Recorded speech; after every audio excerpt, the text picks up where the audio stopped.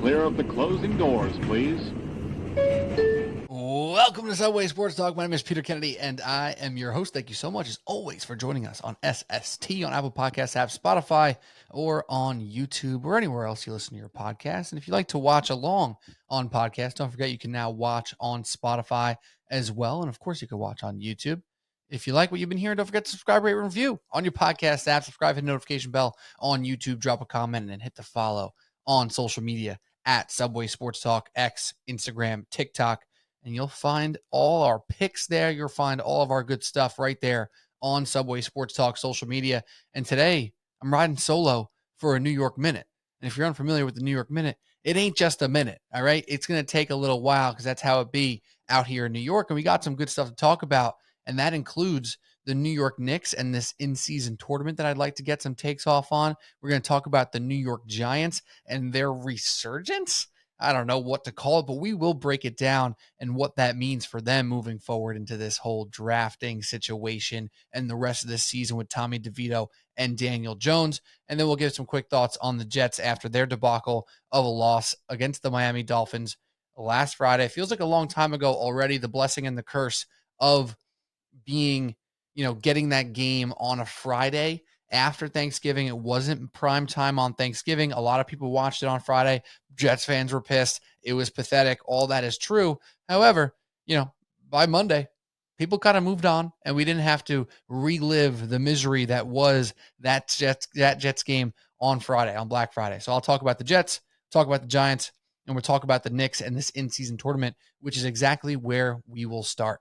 And I'm going to start first with this in-season tournament and move on to the Knicks specifically, because I really do have some thoughts about this in-season tournament here that I find pretty interesting, and I'm not sure what the general consensus is at this point in time about this tournament and what it means and how it feels and the impact and the success or lack thereof with everything around it, right? But to me, the in-season tournament for the NBA is quite the simple proposition.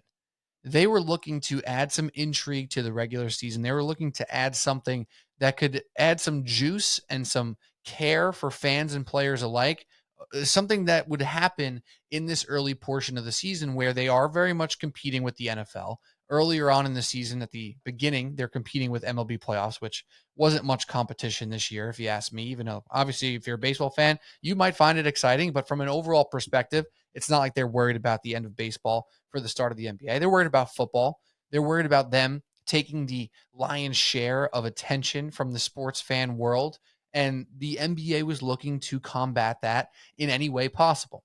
So what do? And they're obviously modeling this somewhat around some of the European soccer cups. Obviously, it's not quite the Champions League as that takes the top tier from each of the big leagues in Europe, but it's similar to like a Carabao Cup or the Europa, things of that nature that maybe, Europa is probably more similar to the Champions League, but you get the gist, right? They're trying to take some of these teams that maybe know they won't be competing for the NBA finals and give them something to play for, give them some incentive. Obviously, this being cash in this particular case, it's $500,000 to each winning player. And you get this standalone tournament after all these in-season tournament regular season games or lead-up games, play-in games, if you want to call them that.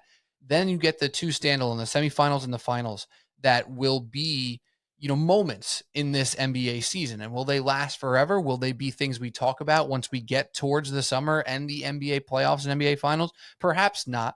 But the overall idea of this to me, whether it's been a rousing success or a failure, which I don't think it has been, is really obvious and it's really simple, right? The NBA wanted to add some sort of juice to the regular season. So in my opinion, this is a success if they're able to add any percentage points of intrigue, care, and energy around this in-season tournament. And if you've watched at all, I know I've felt this way. When I'm watching these in-season tournament games, I am finding that there's a little bit more juice. And is it just because of these new courts? Is it because of these new alternate jerseys? I don't think that's the only reason, but I think there was some sort of subliminal messaging that's taken place with these courts that when you turn on an NBA game and you're seeing the Knicks play on this court with a large blue stripe down the middle, you're like, all right, something's different here. And the energy is pretty good for many NBA games in the regular season, especially in stadiums like Madison Square Garden, of course, right? But when you're watching these games, I've been feeling a little extra juice. And I think players are feeling it too. And is it subliminal or not? I'm not 100% sure yet. But back to the point of the NBA, looking to add any percentage point of positivity through this tournament, I think it's hard to deny that this is a good idea, and it's hard to deny that it's been a success to this point. And again, I'm not trying to make it seem like, oh my gosh, look at the NBA. This in-season tournament is changing the game. I don't think it's there yet. I think it's going to take some time and some history around this tournament to create those moments, to create that long-term, that long-lasting juice and energy around of it. But just watching the Knicks, even if you're local and only watch the Knicks and don't watch the NBA at large, I think you might feel what I'm talking about. You might feel that little extra juice in the stadium when you're watching this game. And it's also been obvious to me that the players do care about this, even if why they care is unknown to this point. We've heard Damian Lillard talk about this already, that $500,000 may not be life-changing for him, but he knows that is life-changing for number 11, 12, 13, 14, and 15 on his roster, who that might double their salary for the year. Not quite, because the minimum's more than 500, but you get the idea. The players are aware the impact that money can have on the entire team. Okay. So even if LeBron and Dame and KD and Jalen Brunson and Julius Randle aren't worried about that $500,000, I'll tell you one thing, they want it. They like it. They would be pleased if they ended up with an extra $500K this year. Well, why would you not be? It's still a lot of money, right? So that's obvious to me. That's one reason why there's some more energy. The second reason is a little bit more subjective at this point, and it's a little bit more gray than black and white. But these players in the NBA are competitors. They've been competing for a long time. They've been competing at the highest level of basketball in the NBA every single night. And to have that little extra juice, it shows. And their competition comes out to the point where you're seeing players be conscious of point differential, right? Because obviously that is a big reason of how certain teams are going to make it into this true playoff or tournament time out of the group stage into the actual in-season tournament. You have to either win your group or make it via wild card by having a point differential. It happened in the first game of the tournament. The Philadelphia 76ers were playing, and Joel Embiid, who the Sixers were up big at the moment, is still shooting three-pointers with time running down. And people first got mad. They were like, whoa, what are you running up the score for? What are you doing right now? And Joel Embiid from game one of the in-season tournament had an awareness that point differential can help them out and put them in this tournament. To me, that set the tone right there. Oh, players are aware. They understand how this works. They understand what they have to do to get to the place where they actually want to be, right? And to me, another important point is these games are not new. They are replacements of regular season games. They are regular season games, right? So these games do count towards their overall standings. Their game are 4 games of their 82 game season. So it matters at minimum, the same exact amount as a normal regular season game would have in 2022, 2012, 1994. Doesn't matter, right? So the loss from this tournament to me is basically non-existent. There's no chance you're going to lose out from doing this in-season tournament because there's all this extra stuff, all this extra games. And now we're putting more wear and tear on a league where players don't like to play all the time anyway. That's not the case, right? And then players like Embiid, and then it happened more obviously throughout the rest of the in-season tournament group games, they were aware of point differential. If you watch this Knicks game against the Hornets on Tuesday night, which just ended up a little while before I started recording, they knew they had to win big. They didn't think that they could just roll into Charlotte, or they were in New York, but roll up against Charlotte and just win by 4, win by 6, and call it a day and make the tournament. They knew they had to take care of business. And what do? When the game got a little close at the end of the third quarter, the Knicks put their foot on the gas and they won that game by 24 points. Like, it was obvious that they had a care to not just win that game, not just to check a box, but to make sure that they took care of business enough to make it to the next stage. And they did. So the Knicks made it to the next stage, and that's exciting. So now let's talk about what this means as a Knicks fan. Does this mean that if the Knicks make a run and win this in-season tournament, all of us New Yorkers are going to be out here bragging, oh, yo, the Knicks in-season tournament champs? We know that we can't do that because everyone around the league will say, oh, so what? You won the in-season tournament. Who cares? We'll see what you do in the playoffs, right? The Houston Rockets are about to make this in-season tournament. They haven't yet, but they have a chance. So I think fans are smart enough to realize that, like, you're not going to go brag to the entire NBA. Yeah, but the Knicks won the in-season tournament, so they're basically the same as the finals champions. Like, no, we're not thinking that. And if you think that that's what this is, you're mistaken. You are the one who has your values and expectations improperly set up.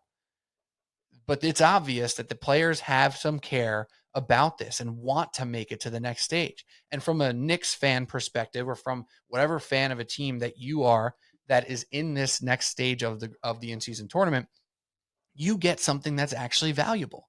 You get to see your team in a do or die situation where they will care, where the competitive nature will come out, and they will want to continue to advance. So the way it worked is that 4 people from the West, 4 teams from the East make this tournament. There's 3 groups in each and 1 wild card. The Knicks got that wild card because they were aware and cared enough to keep that point differential at a high margin. They had the second highest point differential in the Eastern Conference, just behind the Milwaukee Bucks, who were the group winner. They had an average of 11.5. The Knicks had an average of 10.5. That was the second highest, higher than the Celtics, higher than the Magic, higher than the Pacers, who were 4-0. So the Knicks had very much an awareness to do what had to be done to make it to this next stage. And now they're going to be in this do or die situation, playing in the next part of the tournament. And you get to now evaluate your team on a different playing field. And no matter how you skin the cat, again, this isn't much extra from the regular season. Most of these games are all counting as regular season games. The only games that don't are the final 2, the semifinals and the finals of the in-season tournament. But you get to watch Brunson and Randall and Grimes and Robinson and Barrett and etc.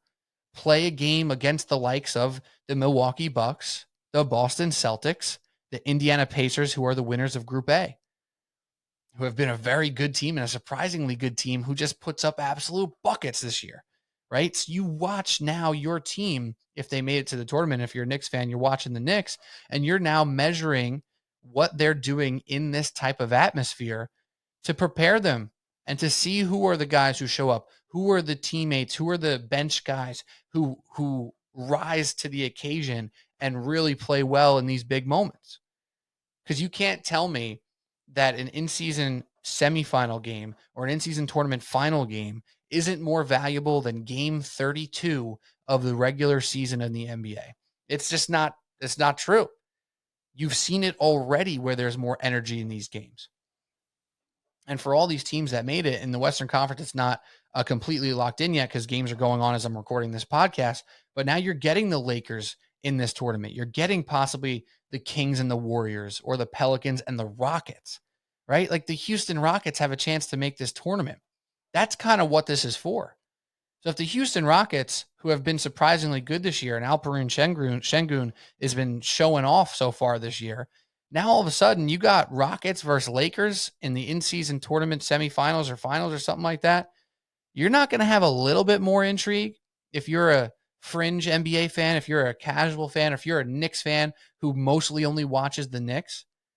Even if it's 2% more interest due to this tournament, it's an absolute surefire win for the NBA. It's an absolute surefire win for fans. All they wanted to do is add some extra love and care to a regular season. And now in year 1, you're already seeing that come to fruition. You're already seeing that have some sort of fruit, even if you don't think it's a big fruit. Even if you think it's just a little bit of increase, that's still more than they had lately. And now all of a sudden, if you get, let's just say, you get the Lakers versus the Celtics in the first ever in-season tournament final, You don't think that becomes some sort of event? You don't think that has a little bit of something special about it? Because if you got LeBron James going up against Jason Tatum and you got the Lakers versus the Celtics in an in-season tournament final year one, absolute win, slam dunk. And maybe you're the type of NBA fan who you don't really care until maybe the NBA finals, but you're sitting home on a Tuesday night. I don't know when they're going to do it. Maybe a Saturday night. Maybe they'll do it on a Friday night. I'm not sure what day of the week it is. I'm sure I could look it up.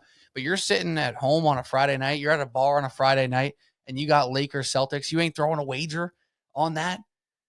You ain't tapping in to Celtics Lakers in season tournament final. I think I know I am, right? Like I'm watching Pelicans Warriors on a Tuesday. So I'm different. I know that. I'm not trying to act like everyone needs to be this big level NBA fan. But I think once we understand how this group stage went through and how the tournament stage actually takes place and what it's going to look like, what it's going to feel like, to me, it's just such an obvious win. It really is a surefire no-brainer. And I think it took everyone from hardcore NBA fans to the least bit of a fan, like the very, very minor NBA fan, took us a little bit to really figure out what the heck this was and what it was going to look and feel like and be like. But now that we're here, man, NBA, kudos to you. I think this is the right stuff. I think this is a good attempt, and you adjust and you make it a little bit better next year. And now all of a sudden, if we're looking at the year 2030 and we have some data that maybe, 3 of the last 6 champions have been in the in-season tournament finals, like that's showing something. That's proving that the best teams are showing up for this. And one last thing on the at-large NBA stuff here. The one thing I still hear from friends and people online about the NBA that they don't love is that they don't play defense. They whine all the time. They don't care about the regular season. I watch a lot of NBA. I watch a lot of players and a lot of teams who care every single game. A lot of teams that play defense every single game. And yeah, defense may not look like it did in 2005 when offense was in the mud in the NBA, when it was clogged up and people weren't shooting well or enough. So defense doesn't look like it used to be. And hand checking obviously went away. That does not mean that they're not playing defense.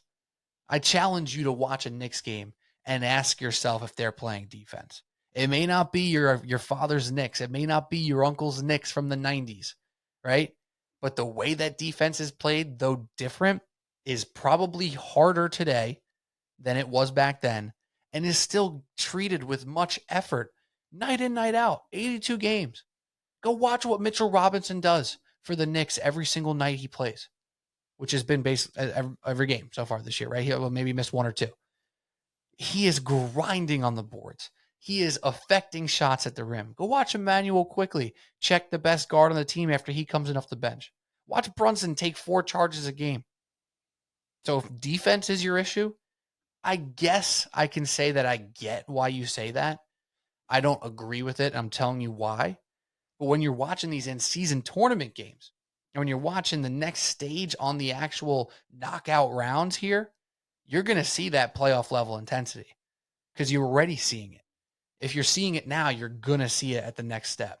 You're going to see it when you get the Bucks and the Celtics, or the Knicks and the Celtics, or the Lakers and the Warriors facing off, and LeBron and Steph are battling and have 32 points in the fourth quarter, and it's a 4-point game, right? So from the defense side, maybe that wasn't the best argument, but if that's your thing, I promise you they play defense in the NBA today, and they're definitely playing it in this tournament.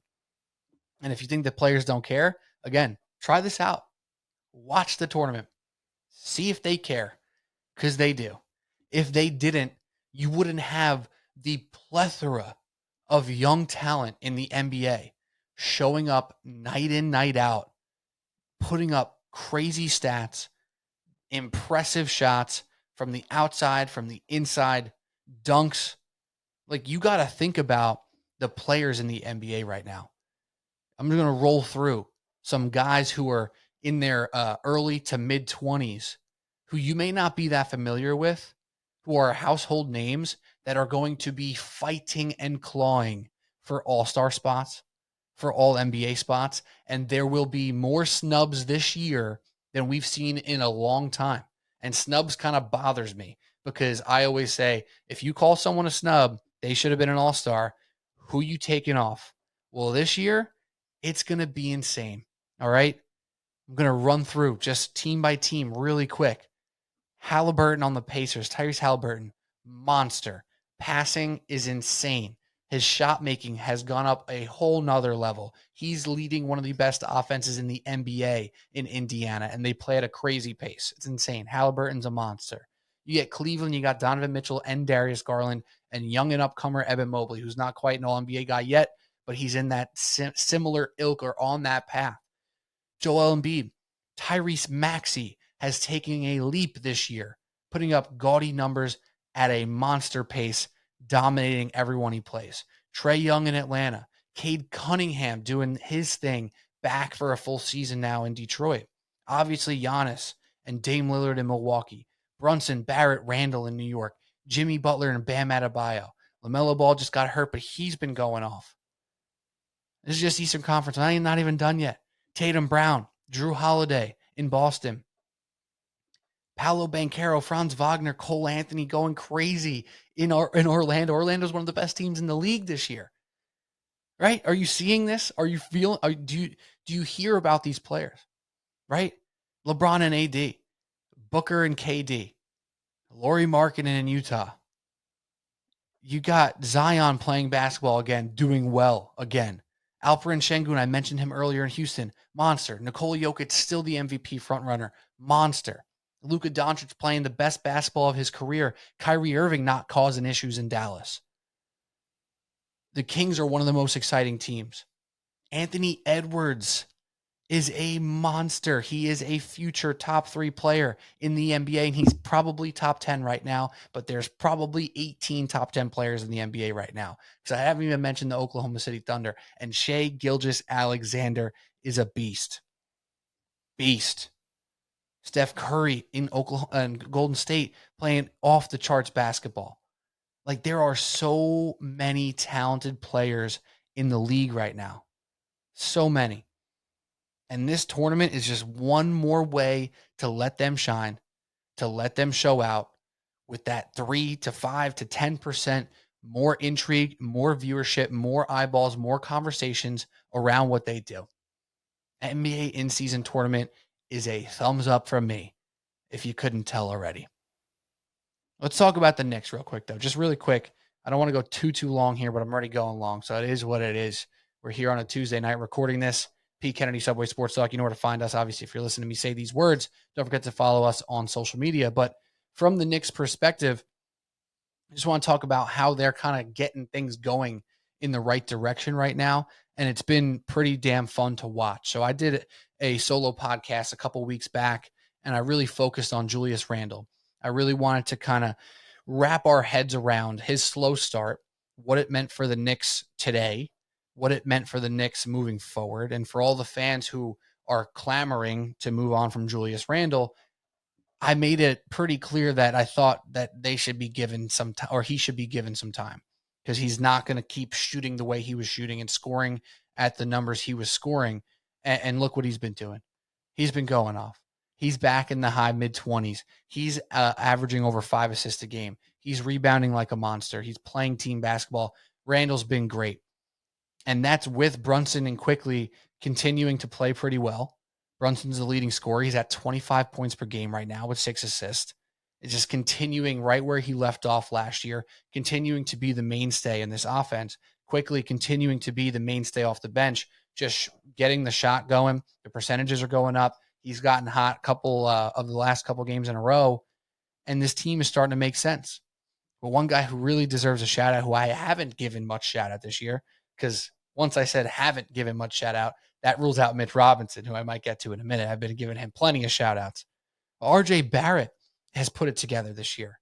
RJ Barrett is now not being joked about as being a consolation prize after Zion Williamson and John Morant. He is attacking the rim great. He is shooting the ball well. RJ Barrett, who has missed a couple games due to injury, right now is shooting the ball 45% from three. And one of his bigger issues has been finishing at the rim. But right now, he's got an effective field goal percentage right towards the top of the team, only 2% behind Jalen Brunson, right behind Emmanuel Quickly by 1%, right similar with Quentin Grimes, who's obviously a pretty damn good shooter. RJ Barrett at high volume, taking 15 shots a game, is shooting 45% from three. Well, he's not taking 15 threes, obviously, but 15 shots a game, 45% from the field, 45% from three, shooting the ball damn well, attacking the rim, averaging 19 points a game. The Knicks are looking like who we thought they were going to be. They had a little bit of a clunky start. They hadn't had a ton of big wins early in the season. They really lost a lot of those games against the marquee talent throughout the first portion of their schedule. That's facts. They lost one to the Cavs where they split a home and home. They lost a good game to the Bucks. They lost to the Celtics twice already this year. They lost to the Timberwolves and the Suns. Those are some tough losses, but they had a big win against the Heat last Friday. They've played well against the Atlanta Hawks with a big win there. They've beaten the Clippers when they had right after the James Harden trade. So the Knicks are starting to put it together. They're starting to look like who we thought they were going to be. They sit at 10-7 right now, and they're fifth in the Eastern Conference. Ahead of them is more or less, more being more than less, is ahead of them. The Boston Celtics, the Milwaukee Bucks, the Philadelphia 76ers.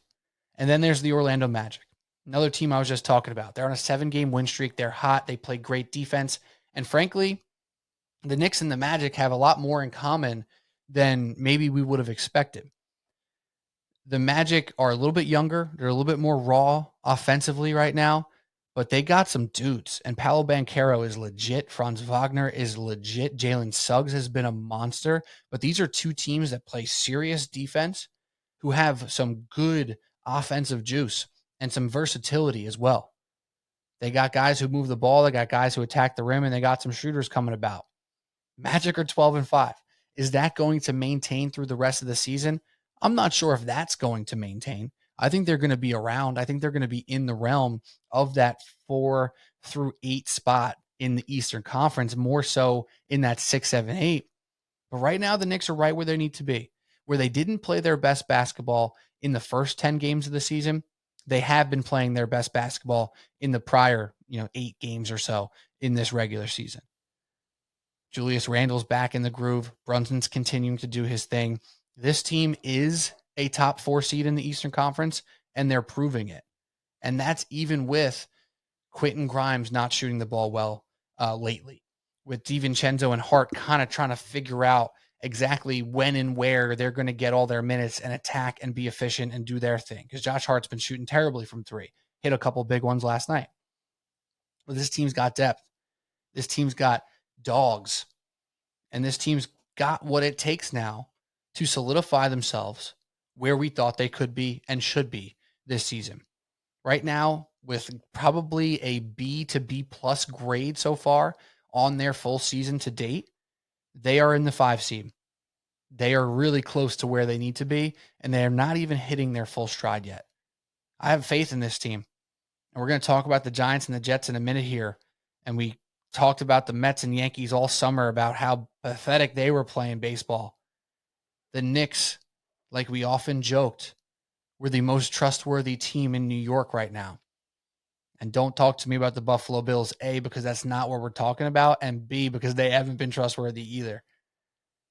The Knicks are taking care of business, man, and I expect them to continue on this path to be better than the Heat, to be right in that realm with the Sixers, to be right in that realm with the Cleveland Cavaliers. 10-7, in-season tournament berth, get the confidence going. Tom Thibodeau built for this. He's built to not take his starters out to get the point differential up. He don't like doing it anyway. Been telling people all offseason. Been telling people in the beginning of this regular season, even though it's football season and it's tough sometimes. If you have a little intrigue in the New York Knicks, man, tap in. They're going to be fun all year, and they're proving that they're going to be consistent for it as well. But all right.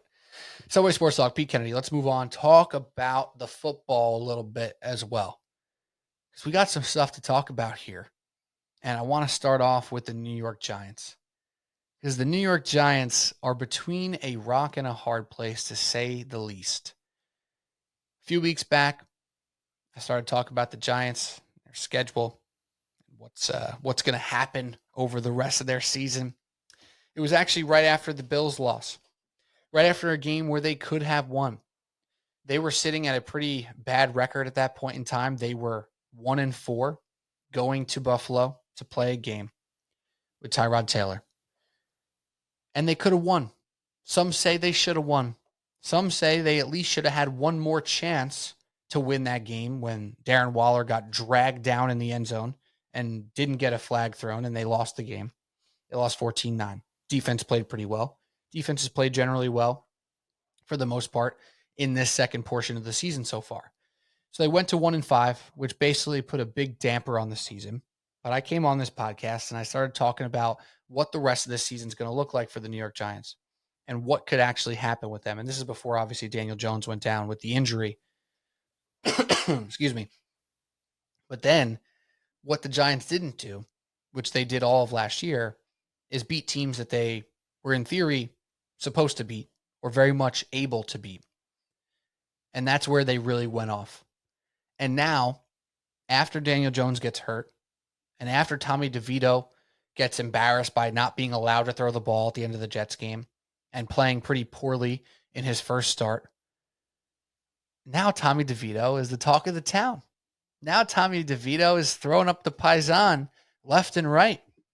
Now Tommy DeVito's got his receivers and linemen and Saquon Barkley all aligned, pushing forward, trying to win football games. Just when it became seemingly okay for us Giants fans to look towards a possible future, to look towards a draft pick, to start pulling up tankathon.com to see where the Giants are going to land in this draft order. What do the Giants do? The Giants go ahead after getting demolished by the Raiders and embarrassed by the Cowboys and beat the Commanders to go to 3 wins and beat the New England Patriots to go to 4. Now, if you remember that podcast that I was talking about a minute ago, I went through the Giants schedule after that Bills game. And I said, I know they're down and out. I know they're 1-5 and the playoffs seem like a pipe dream. And I wasn't even arguing for the playoffs, but I was arguing for relevant competitive football for the Giants. I said, look at this schedule. Look who they got coming up. They got the Commanders, Jets, Raiders. Tough one against the Cowboys. The Commanders, Patriots, Packers. At that point, they only had 1 win.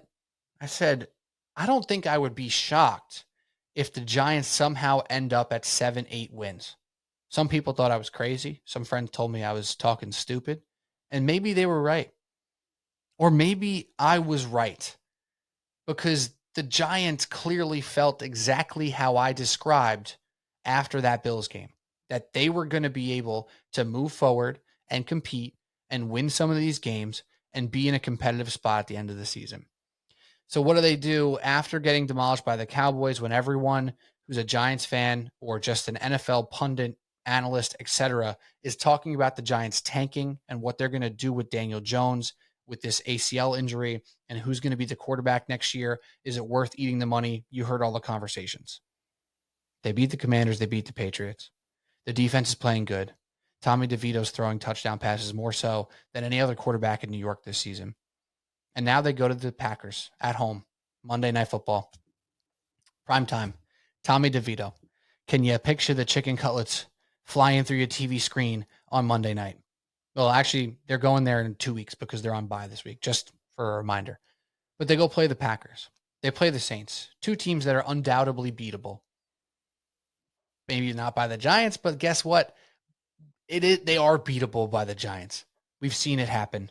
We've seen them play decent games this year. They have a little juice right now. They have 4 wins. If all things go super well for the New York Giants and they somehow beat the Packers and somehow beat the Saints, they got the Eagles they're going to lose. They got the Rams. The Rams very well could be in a playoff hunt and they'll probably lose that game. The Rams also could be out of a playoff hunt or not have a quarterback if Stafford gets hurt again, or Cooper Kupp can be hurt again, and that game could look a lot different. And then in week 18, the Eagles might just damn well be freaking 16-1 at that point in time and not care.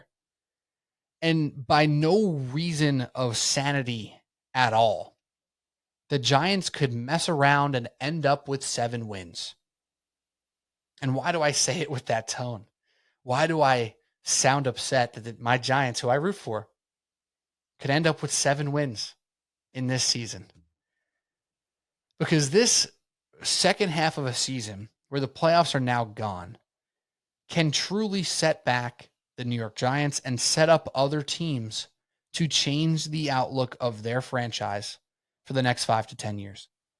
And that's obviously a little bit hyperbolic because of the success rate on drafting quarterbacks and drafting at the top of the draft in general.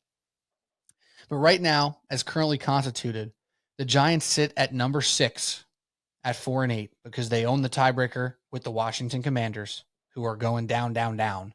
And the Giants are apparently on a 2-game win streak going up, up, up.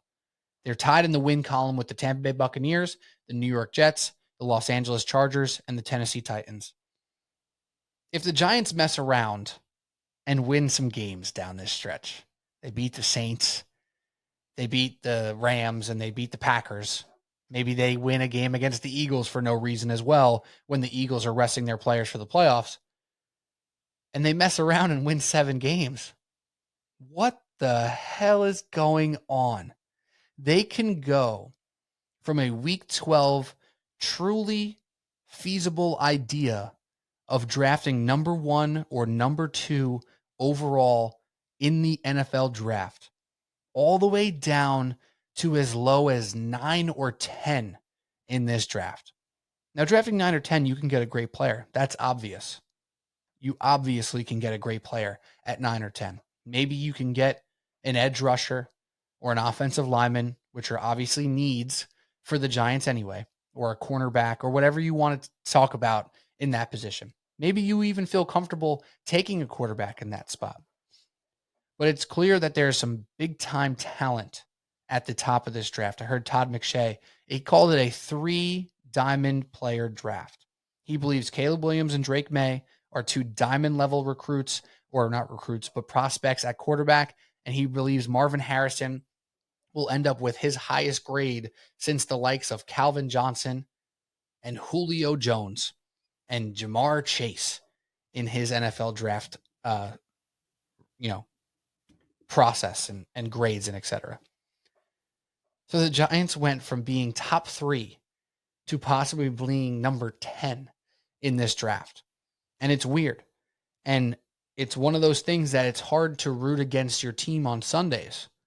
But we all knew what was at stake when they took down the Patriots and that field goal didn't go through. We all now know what's at stake when all of a sudden on Monday Night Football, Tommy DeVito is throwing for 3 touchdowns again against the Green Bay Packers. The stake is large, and it could be a big difference in what the next 10 years is going to look like for the Giants. And Joe Shoen very conveniently, after their win against the Patriots and after Daniel Jones got surgery, decided to say a few words about Daniel Jones and the status of him as the quarterback of the New York Giants moving forward. With Daniel, he's 5 days off his surgery. He's in there rehabbing right now. He's going to attack it. You guys all know Daniel and his work ethic, probably a guy we're going to have to pull back. But the expectation is when Daniel's healthy that he will be our starting quarterback. Again, we don't have a crystal ball in terms of how the rehab's going to go. Different patients respond differently to these surgeries. And, whether there's going to be swelling in the knee or any setbacks. Again, nobody has a crystal ball on this, but that's the expectation moving forward. So, and wasn't that just convenient? Wasn't that just wonderful timing for Joe Shoen that Daniel Jones gets his surgery, the Giants are out of the running for a top 3 pick in the NFL draft, and now it's time to tell us all that they still view Daniel Jones as the starting quarterback of the New York Giants. But did you feel like he was confident? Did you feel like Joe Shoen was really riding for his guy that he just paid this offseason? Or did it feel like he kind of took a step back a little bit there by mentioning that this rehab may not go as well as you expect, because he doesn't have a crystal ball. He doesn't know how Daniel Jones is going to react to this rehab and how quickly he'll get back to top status. So he left the door open just a little bit. But he also set the expectation for us fans to not expect any moves at quarterback this year. So to me, what does this sound like? This sounds like the Giants are going to be A-okay going into next season with Tommy DeVito and Tyrod Taylor as their quarterbacks, waiting for Daniel Jones to return in week 7 when they're already 2-5 and not willing to or not able to compete anyway. So you now just waste another year of a Giants season where they have some talent. They have Dexter Lawrence. They have Kayvon Thibodeau on a rookie contract. They still have Saquon Barkley under team control for now. They have Jalen Hyatt on a rookie contract. They have Andrew Thomas. They have Okereke. They got Deonte Banks on a rookie contract. In theory, this is the time to strike for the New York Giants. And what I heard from Joe Shoen right there is that they're not ready to strike. They're not ready to make an upgrade on this football team. They either somehow believe that they should be competing right now at the highest level, or they believe it's not possible to compete at the highest level. Both of those realities, to me as a fan and as an unbiased person with a podcast, they're not good enough. Neither of those realities are good enough. Because if you think the Giants are ready to compete at the highest level, that's a problem. The Giants ain't close to the Cowboys, let alone the Eagles. And if you think that you don't want to or are not ready to make those increases to your roster, then what are we doing here with Daniel Jones? Are you willing to just say, we're going to punt on another season? Clearly not. You didn't punt on the season where you were 2-7 or 2-8. I'm sorry. You didn't punt on this season when it was literally being snapped to you in your own end zone where all you had to do was kick it away. Instead, the Giants are competing. The Giants are going to continue to try to win games, which is what happens in the NFL. I'm not saying that tanking happens frequently in the NFL because it really doesn't. Really doesn't. The Bears just won too. Now, granted, the Bears have that Carolina Panthers pick, but these teams compete. We see it all the time. Unfortunately, with the New York Giants, we see it all the time. That when they have these seasons where the punt is an option for them, no, they decide to run it into the line of scrimmage and turn those tires right down the road with no true signs of improvement, with no true signs of turning this team into a competitor. Do you see the path? I don't see the path. And it really does have something to do with Daniel Jones. I was going to say, and it doesn't have anything to do with Daniel Jones. It does have something to do with Daniel Jones. The fact of the matter is, the guy doesn't throw touchdowns. The fact of the matter is, the guy's coming off an ACL surgery. And even though Kyler Murray looked hella quick in his first game back from his surgery, it doesn't always happen that quickly. So is the plan right now to start next year with Tyrod Taylor and Tommy DeVito and wait for Daniel Jones to come back in week 10 when they're 3-7? Because that's what it looks like to me. And it looks like that to me because they are showing us currently right now that they want to still compete. Are they trying to justify every draft pick now that they finally decided to unleash Jalen Hyatt? That they're trying to show that they did a good job building a defense? That's great, y'all. Wonderful. This team ain't close. And Joe Shoen's comments about Daniel Jones being the starter next year, that's him hedging. That's him being hesitant to be aggressive. And maybe their best bet is to kick the tires down the road again another year and wait until the following season to try to revamp their offense and their quarterback situation because it's been abysmal in 2023. And if that's the case, then why are we competing in 2023 throughout the rest of the season? Probably because tanking doesn't exist that much in the NFL. And maybe that's a problem. And maybe they need to go to a lottery situation because that will at least cause some balance at that top of the draft. But then again, you see what happened in Houston here. They get the right quarterback and a few little weapons and a coach that seems to make sense down in Houston, and they're competing for a playoff spot. Now, you could probably argue that's where the Giants were 1 year ago, but I think at this point, a year removed, we can all agree that all the Giants were last year were a team that beat up on teams that were under 500, that they were expected to beat, and they had maybe, 2 very high-quality wins last year? Texans aren't doing that, and they're doing it in a very different style where their quarterback is running and gunning and making plays. And don't tell me that Daniel Jones was doing anything like what CJ Stroud has done this year. CJ Stroud's thrown more touchdowns this season basically than any other season of Daniel Jones' career, almost already. He might already be over Daniel Jones' highest season, which was his rookie season, for reference. So I don't know what the hell the Giants are doing, man. God damn. You don't want to root for tanking, but sometimes you have to.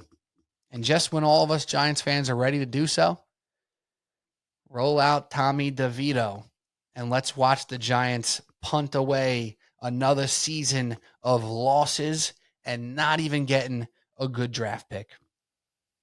I'll see you guys in 2024, week 12. Daniel Jones returns from the ACL injury. The Giants are 3-7 and believe they can make a playoff push. That's insanity. And that's where we're at as Giants fans right now. Let's talk about the Jets real quick. Subway Sports Talk, B. Kennedy.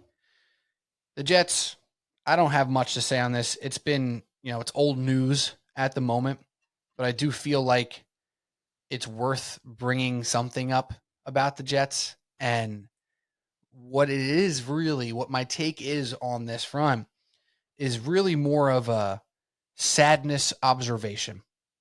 And it's more along the lines, or it's not more along the lines, it's similar to the Giants situation where they kind of made their own bed and they have to lay in it, right? Like Joe Shoen and the Giants signed Daniel Jones and they're now laying in that bed.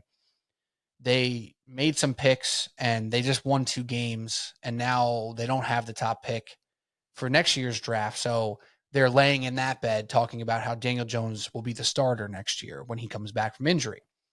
If the Giants were sitting at 2-10 instead of 4-8 right now, do you believe that Joe Shoen makes that comment? I don't. And I think that little door that he left open at the end of that comment there, he might have left a little more open, right? So now for the Jets to segue back over, what makes this so tough is that they made their bed with Aaron Rodgers and they're laying in it. And that bed includes Nathaniel Hackett and Alan Lazard and Randall Cobb and Tim Boyle and whoever else you want to drag in from the Aaron Rodgers camp. Nathaniel Hackett should be fired. That's the cold, hard truth that everybody here in New York knows and believes. Have you heard people sticking up for Nathaniel Hackett? Well, I shouldn't be talking about people in the Jets organization. Have you heard analysts saying, oh, no, come on, give Nat Hackett a break. He's doing a good job, right? Have you heard anyone saying, no, you got to give this guy a chance. He's going to really shine when the time is right. You haven't heard it because what you've seen is pure incompetence from an offense where there's offenses left and right across the NFL moving the ball. You see it from the best teams in the league down to the worst teams. Everyone has bad games, but generally teams are scoring some points and teams are getting first downs. And right now, you look at the New York Jets, where plenty of their points have been led by the defense and special teams.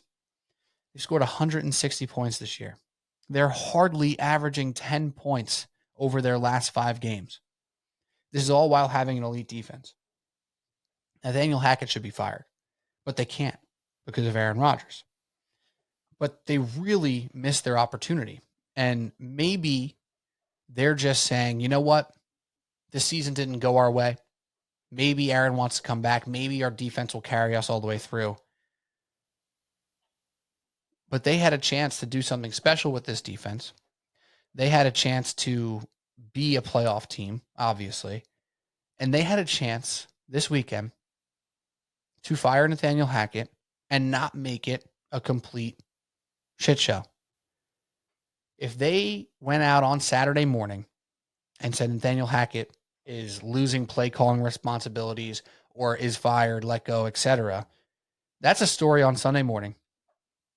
That's a story that is probably the biggest story on Sunday morning. And then what happens? All the games take place on Sunday and Sunday night and Monday night, all of which were pretty good games, pretty good week of football. And by Monday, Tuesday, Wednesday, where we're sitting right now, do you think the NFL ether is stressing over Nathaniel Hackett at the moment? Maybe they are because of Aaron Rodgers. Maybe Aaron Rodgers goes on the Pat McAfee show and is completely upset and unhinged, and they're just so afraid of that they won't do it anyway. But basically, they're just saying, we committed to Aaron Rodgers to be our quarterback. And if he doesn't come back this year, which he probably won't, he will be back next year. And we have to just run it through once the way he wants to do it. And to that I say, it's stupid, but I do get it. And for that I say, I'm sorry, Jets fans, that you have to deal with this. Because really, it has been truly irresponsible and truly sad to watch a team be so good on one side of the ball and so incompetent on the other. And just adding insult to their own injuries with things like the Hail Mary, that damn pick six at the end of the half where they got some juice. So maybe this is a punt for the Jets too. But guess where the Jets won't be picking? In the top 3 or top 5. They'll be right there with the Giants, picking 9th, getting possibly a good player, possibly a bust, with Aaron Rodgers coming back, and still not a ton of talent that stays healthy on the offensive line. Not a big-time receiver threat outside of Garrett Wilson. And Aaron Rodgers coming back off an injury, one more year older, with Jets fans talking themselves into the idea of being a Super Bowl contender. Man, it's just not fair. Because to believe that the Jets have the right stuff to make this run, either this year or next, with this year's pretty much out the window, it just doesn't make a ton of sense. It just doesn't add up. And it's mishandling by head coaches. It's mishandling by organizations. And unfortunately, we learn here that in sports, you make your bed, you have to lay in it. The Giants are laying in the Daniel Jones bed right now, and the Jets are laying in the Aaron Rodgers bed. And to that, this is going on for another year. Both of these franchises are tying themselves to it for right or wrong, which I clearly believe it's not right for the most part. And we're going to see the same story. That's where I'm at with New York football. I expect nothing to change next year.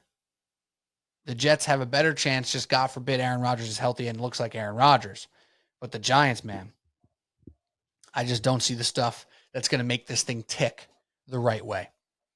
That's going to be enough change in a positive manner to make next season anything else but another waste, where they're just good enough to have an inkling of a playoff hope and still pick at number 9 or 12 or 10 instead of 1, 2, 3, or 4. The writing's all over this wall. Giants are on a bye. The Jets do play football this week. Who freaking cares? It's just so bad, isn't it? But that's all we got. Subway Sports Talk. It's been a good solo pod here. We'll talk to you at some point with NFL picks. I have a big event at my day job on Thursday night, so my general recording schedule with Pat, Mark, and Cody might be a little off kilter.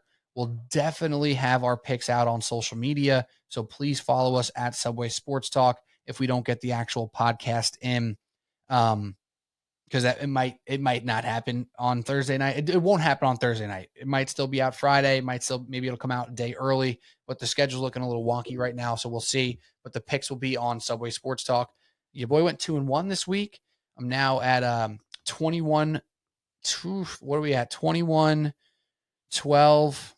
Nope, 21, 14, and 1 for me this year. Good stuff. We're going to keep it pushing on the picks all the way through the Super Bowl. And as always, shout out to Pat Boyle, Mark Shanlugan, and Cody O'Connor for what they do for this podcast and for making their picks. Mark Shanlugan, he's now 4 games over 500, I believe. Nope. 2 games over 500. Yep. No, I don't know. Whatever. 3 games over 500. Cody's like 10 games over 500. He's killing it. Pat Boyle, the caboose at the moment. That's all we got. Subway Sports Talk. We'll talk to you soon, and stay tuned for some picks later in the week. Cheers.